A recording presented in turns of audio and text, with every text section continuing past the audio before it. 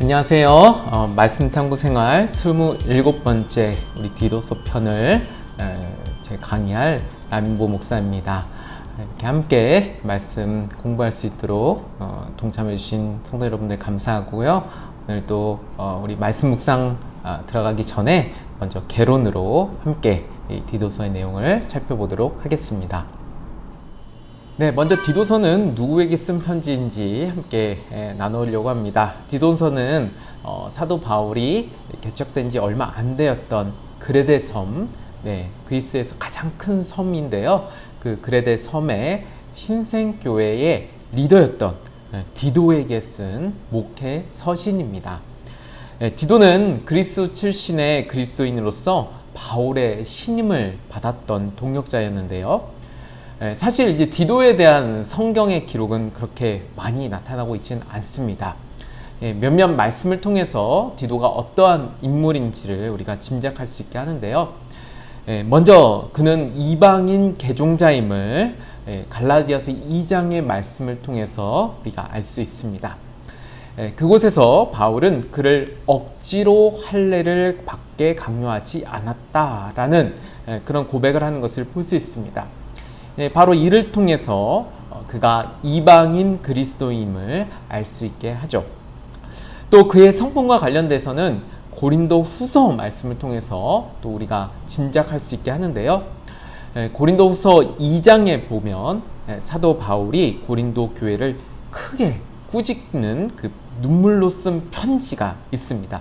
그 눈물로 쓴 편지를 전달하는 역할을 바로 이 디도에게 맡겼다라는 것을 이 말씀을 통해서 보게 됩니다. 이는 디도가 그냥 단순히 전달을 잘해서 전달자의 역할만 한 것이 아니라 바로 바울과 이 고린도 교회 사이에 일어났던 그런 심각한 문제에 대한 조정자의 역할을 또 감당했음을 우리가 짐작하게 합니다.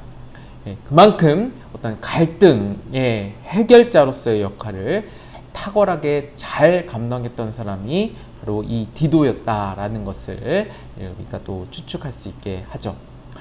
바로 이 디도서는 그 디도에게 전하게 된 그런 편지였습니다. 자, 다음은 우리가 그레데라는 곳에 이제 교회 리더로 디도가 보내졌다고 했는데요. 그 그레데라는 지역이 어떠한 지역인지를 우리가 알아보려고 합니다. 그레데 지역은 사실 선교하기에는 그렇게 좋은 지역은 아니었습니다. 그것을 알 수 있는 것이 디도서 1장 12절에 보게 되면 이런 말씀이 있습니다. 그레데인들은 항상 거짓말쟁이며 악한 짐승이며 배만 위하는 게으름뱅이라 이렇게 말씀하고 있습니다. 이 말씀을 통해서 그레데인들이 어떠한 사람인지를 우리가 알 수 있죠. 세상에 쾌락을 쫓는 자들, 자신의 이득을 위해서 수단과 방법을 가리지 않는 자들, 그렇게 악한 삶에 익숙했던 사람들이 바로 이 그레데 섬에 있었던 사람들이었습니다. 실제 헬라어 가운데는 크레티조라는 말이 있다고 합니다. 이 말은 사실 직역하면 그레데인 같다라는 그런 뜻인데요. 당시에 이 단어가 쓰였던 그 뜻은 거짓말쟁이라는 뜻으로 이렇게 사용되었다고 합니다. 그러니까 그레데인들이 얼마나 거짓말을 많이 했는지를 이 단어를 통해서 우리가 짐작할 수 있게 되는 것이죠. 그만큼 그레데라는 곳이 죄가 가득한 세상의 어떤 타락한 문화가 팽배하였다는 곳임을 우리가 짐작할 수 있게 합니다. 하지만 또 한 가지 이 지역에서 우리가 주목해서 볼 점이 있는데요. 그것은 그곳이 바로 큰 항구들이 많이 있어서 고대 지중해 여러 도시들에 출항하는 경우들이 많이 있었다고 합니다. 바로 이 점 때문에 사도 바울은 이 지역이 교회 조직망을 세워가는 일에 완벽한 장소가 될 수 있다고 그렇게 생각하였고 선교 전략적으로 아주 중요한 지역으로 보게 되었습니다. 바로 이렇게 악한 문화가 팽배한 그런 타락한 도시면서도 또 동시에 선교 전략적으로 중요한 지역이 이 그레데라는 곳이었습니다. 그래서 바울은 그런 지역이기 때문에 자신이 정말 신임하였던 그 동역자, 리더 디도를 그곳에 보내게 되었던 것이죠. 자, 이제 구체적으로 디도서의 내용을 함께 살펴보도록 하겠습니다. 자, 우선 1장에서는 디도에게 부여된 임무에 대해서 이렇게 말씀하고 있는 것을 볼 수 있습니다. 자, 어떠한 임무가 있었는가? 그것은 바로 교회 리더를 세워가는 일이었죠. 1장 5절 말씀을 보면 내가 명한 대로 각 성의 장로들을 세우게 하려 함이니 라고 이렇게 말씀하고 있습니다. 말씀에 나온 대로 이 교회 리더들을 잘 세울 것을 이야기를 하고 있죠. 이야기를 하면서 그것에 덧붙여서 그러면 어떠한 리더가 좋은 리더인가, 어떠한 자질과 어떤 조건이 있어야 되는가에 대해서 뒤를 이어서 이야기를 해주게 됩니다. 그것을 이제 5가지 악덕과 7가지 덕으로 이렇게 소개하게 되는데요. 그 내용이 이제 6절부터 1장 6절부터 9절까지 내용을 통해서 볼 수 있습니다. 책망할 것이 없고 한 아내의 남편이며 이렇게 쭉쭉 이렇게 등등등 나타나는 것을 볼 수 있습니다. 구체적인 내용은 이제 우리가 말씀 묵상을 통해서 보시도록 하겠습니다. 자, 이렇게 이제 리더를 세운 일을 디도에게 임무로서 부여하게 되는데요. 이러한 임무를 부여하게 되었던 이유가 있었습니다. 그것은 바로 교회 존립을 위협하는 대적자들이 있어서 그것에 잘 대처하기 위함이었죠. 특별히 그 대적 중에는 할레파를 언급하는 것을 볼 수 있습니다. 그들은 그레데의 뿌리 깊은 세속적 정서와 결합된 유대주의를 추종하는 사람들이었습니다. 바울은 디도에게 그들을 향해 엄히 꾸짖으라고 명령합니다. 13절 말씀 보면 그러므로 내가 그들을 엄히 꾸짖으라 라고 그렇게 말씀하고 있죠. 바로 그러한 잘못된 문화, 잘못된 신학에 대해 철저하게 선을 긋고 비판적으로 대할 것을 이야기하는 것입니다. 그리고 그러한 잘못된 문화와 신학에 대응하기 위해서 건강한 믿음의 리더들을 잘 세울 것을 디도에게 명한 것입니다. 다음으로 이제 2장으로 넘어가게 되는데요. 그곳에서는 이제 앞에서 이야기했던 그런 잘못된 사상과 신학으로 인해서 그리스도인들의 어떤 삶, 생활이 완전히 무너지게 되었고 또 그로 인해서 그것을 보는 사람들의 시선이 아주 비난하는 시선이 되었음을 이야기를 하게 됩니다. 그래서 바울은 이를 바로 잡기 위해서 바른 신앙에 근거한 신앙 윤리, 건강한 신앙을 가진 사람들의 구체적인 삶의 모습이 어떠해야 하는지를 이야기를 하게 되죠. 그것을 이제 그룹별로 묶어서 설명하게 됩니다. 늙은 남자, 늙은 여자, 젊은 여자, 젊은 남자, 그리고 마지막으로는 종, 노예에 대해서 이렇게 얘기를 하죠. 이렇게 5개 그룹, 이 사회적인 어떤 위치와 지위를 고려한 5개 그룹을 나눠서 이제 구체적인 어떤 지침을 주게 됩니다. 네, 그 지침의 내용이 바로 2장 1절부터 10절까지의 말씀에 나타나게 되죠. 자, 그리고 뒤이어서 이렇게 구체적인 지침에 대해 이야기한 바울의 이 가르침, 이것이 올바른 신앙에 근거한 가르침임을 이야기를 하게 됩니다. 자, 그 올바른 신앙이 무엇인가? 바로 그것을 이야기를 해주는데요. 바로 하나님의 은혜와 예수 그리스도의 십자가 사역에 대해서 언급을 하게 되죠. 사도 바울은 바로 우리가 그러한 하나님의 은혜를 입은 자로서 그러한 예수 그리스도의 사역을 통한 구원의 기쁨을 누린 자임을 이야기를 하며 그렇게 이러한 신학을 근거로 이 신학의 바탕으로 하여서 합당한 삶을 살아가야 될 것을 이야기를 하고 있는 것입니다. 바울은 이러한 사실을 디도에게 담대하게 전할 것을 이야기를 하게 되죠.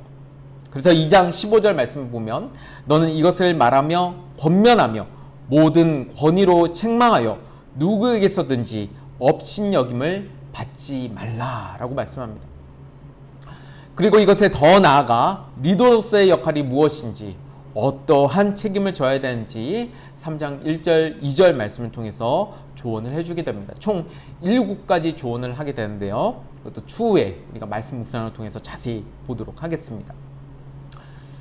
다음으로 이제 3장 3절부터 7절까지 말씀에서는 앞에서 바울이 이야기했던 그 신학적 근거를 다시금 설명해 주게 됩니다.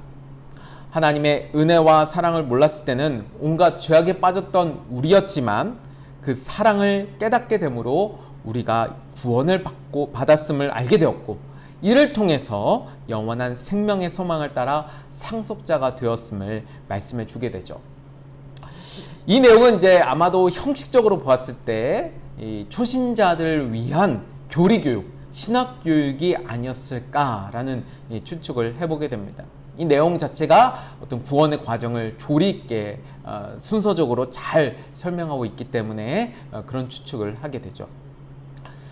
자, 그리고 이제 마지막 권면이 3장 8절부터 11절까지의 말씀에 나오는데요. 이 내용의 초점은 이 그레데 교회의 리더였던 디도의 마음을 굳건하게, 굳세게 하는 것에 있었습니다. 리더를 세우는 일, 그 임무를 부여받았지만 그 일을 하는 데 있어서는 여러 가지 장애물이 있었을 것입니다. 특별히 앞에서 얘기했던 것처럼 대적자들과의 어떤 불가피한 충돌이 있을 수밖에 없었겠죠. 그래서 지혜와 분별이 필요하였을 것이고, 그러한 악한 상황들을 지혜로서 잘 풀어가야 했을 것입니다. 또 그러면서도 그 가운데 자비의 마음, 사랑의 마음을 또 가져야 했겠죠. 이처럼 그 리더의 자리에 있다는 것, 참 어렵고 힘든 자리였습니다. 그럼에도 불구하고 바울은 디도가 그 일을 잘 감당할 수 있을 것이라는 확신이 있었습니다. 그래서 그 마음을 가지고 디도를 격려하며 또 조언을 아끼지 않았던 그 모습을 이 말씀을 통해서 보게 됩니다. 자, 마지막 이제 내용으로 넘어가면요. 마지막 내용은 이제 마무리 인사하는 그런 내용입니다. 특별히 마무리 인사하는 내용에서는 바울의 향후 사역 계획들을 이렇게 쭉 말해주는 내용이 나옵니다. 그래서 디도에게 또 그 교회에게 적극적으로 이 사역에 동참할 것을 요청하게 되고요. 또 추후에는 이 디도의 후임자가 보내질 것임을 또 얘기해 줍니다. 그리고 디도가 그렇게 그레데 사역을 잘 이양하고 나중에 이제 바울과 합류하게 될 것임을 이렇게 말해주죠. 이렇게 쭉 앞으로의 사역에 대한 계획도 나누면서 마무리 인사를 하게 됩니다. 네, 이렇게 해서 이제 우리 디도서 전체 내용을 함께 살펴보았습니다. 이제 이 디도서의 중요한 주제에 대해서 몇 가지 살펴보도록 하겠습니다. 먼저 첫 번째로 교회 조직과 지도자의 필요성입니다. 바울은 디도에게 바른 리더를 세울 것을 언급하게 되죠. 이렇게 교회 조직 또 지도자가 필요하게 된 것은 바르고 건강한 신앙을 형성해 나가기 위해서였습니다. 교회를 향한 세속적인 어떤 도전이 계속해서 이루어지고 있는 상황 속에서 이것에 바르게 대항하기 위해서는 이 바울의 해결책이 바로 교회의 바른 리더를 세우고 조직을 구성하는 일이었습니다. 이런 조직, 이런 리더들을 통해서 바른 신앙적 교훈을 전하게 되고, 그리고 건강하고 바른 신앙의 삶으로 안내해 줄 수 있었기 때문에 교회 조직과 지도자가 필요했던 것이죠. 교회는 그리스도의 몸이라고 이야기를 합니다. 그렇기에 교회 안에 공동체원들이 다 따로따로 있는 것이 아니라 한 몸으로 구성되어 있죠. 어느 한쪽이 이상이 생기면 그 공동체는 다 무너질 수밖에 없는 것입니다. 바로 이러한 이유로 교회 조직이 필요한 것이고, 또 교회를 바르게 이끌어갈 지도자들이 필요했던 것이죠. 바로 이 디도서의 첫 번째 아주 중요한 주제가 조직과 또 지도자에 대한 내용이었습니다. 두 번째 주제는 이단 사상과 바른 교리의 중요성입니다. 바른 신학이 세워져야 바른 신앙의 삶을 나아갈 수 있게 됩니다. 하지만 그레데 거짓된 이단 사상들이 많이 있었던 것을 우리가 보았습니다. 특별히 할레파가 말씀 속에서 언급되는 것을 볼 수 있었죠. 바울은 그런 그들의 그릇된 가르침에 늘 경계해야 한다고 말합니다.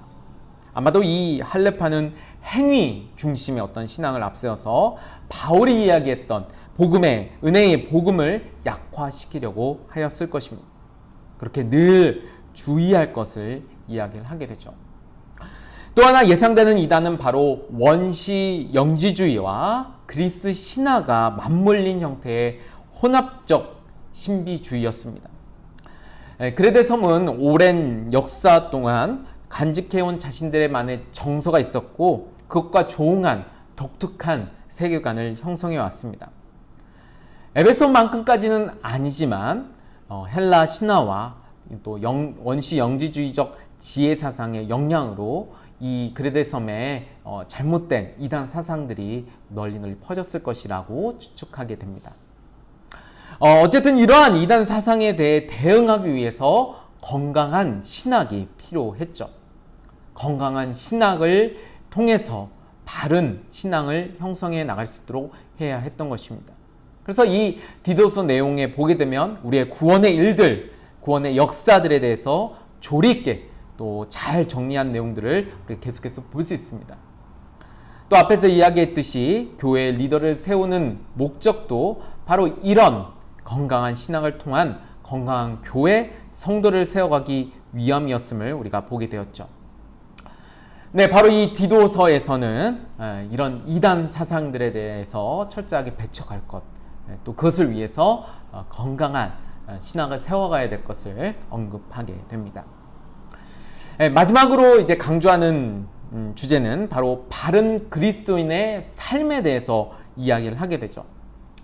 저 앞에서 이야기했던 이단 사상들 그리고 세상이 주는 쾌락들은 결국 바른 그리스도인의 삶으로서 나아가지 못하게 하였습니다. 그렇게 바른 신학과 교리를 통해서 바른 그리스도인으로서의 삶을 세워가야 했죠. 바울은 세상 정욕을 버리고 경건한 삶에 헌신할 것을 이야기를 합니다. 깨끗한 마음으로 선한 일에 열심을 내야 한다고 이야기를 하게 되죠. 바로 그러한 모습들을 통해서, 그러한 일들을 통해서 하나님의 백성됨의 모습이 드러나야 하는 것입니다. 특별히 우리가 주목해야 될 점은 바울은 그리스도인들이 잘못된 사상과 문화의 영향으로, 세상의 그런 잘못된 세상 문화와 사상의 영향으로 세상을 벗어나 세상 밖에서 살라고 이야기하지는 않는다는 사실입니다. 오히려 그 안에서 하나님의 백성으로 살아갈 것을 이야기를 하게 되죠. 교회는 세상 밖에 있는 것이 아닌 세상 안에 있습니다. 성도는 세상 밖에서 사는 것이 아니라 세상 안에서 살아가게 되죠. 이것은 우리가 그리스도인으로서 가져야 할 책임입니다. 우리가 바른 삶을 살아가는 것은 물론 우리 자신이 하나님 나라의 백성으로서의 그 정체성에 합당한 삶을 살아간다는 의미도 있지만 또 동시에 세상에 그러한 선한 영향을 주는 그리스도인으로서의 세상 향한 책임을 다하라는 의미도 함께 포함되어 있습니다. 네, 바로 그런 의미에서 바른 신앙의 삶을 살아갈 것을 바울은 요청하게 됩니다. 이렇게 세 가지 주요 주제까지 우리가 함께 보았습니다. 자, 이렇게 해서 디도서의 전체 내용을 우리가 함께 살펴보았습니다. 네, 디도서는 짧지만 방금 우리가 쭉 내용을 본 것처럼 그 안에 아주 중요한 의미, 주제들이 속속히 담겨 있는 것을 우리가 볼 수 있었습니다. 특별히 세상의 쾌락 문화가 팽배한 이 시대 속에서 또 이단 사상이 난무하는 이 시대 속에서 우리가 참된 그리스도인이 되어야 한다는 것, 그리고 그러한 바른 믿음을 전하는 교회 리더자들이 되어야 된다는 것을 이 말씀을 통해서 우리가 다시금 깨닫게 됩니다. 네, 말씀 짧기 때문에 짧은 기간 동안 이 말씀을 우리가 묵상하게 되지만 이 묵상하는 이 짧은 기간 동안 이 말씀의 의미를 다시금 우리가 잘 기억하여서 사도 바울이 이야기했던 그런 건강한 믿음을 세워가는, 건강한 믿음으로 그리스도인으로서의 삶을 살아가는 우리 모두가 되기를 주님의 이름으로 축복합니다. 끝까지 시청해 주신 우리 성도 여러분 진심으로 감사드립니다.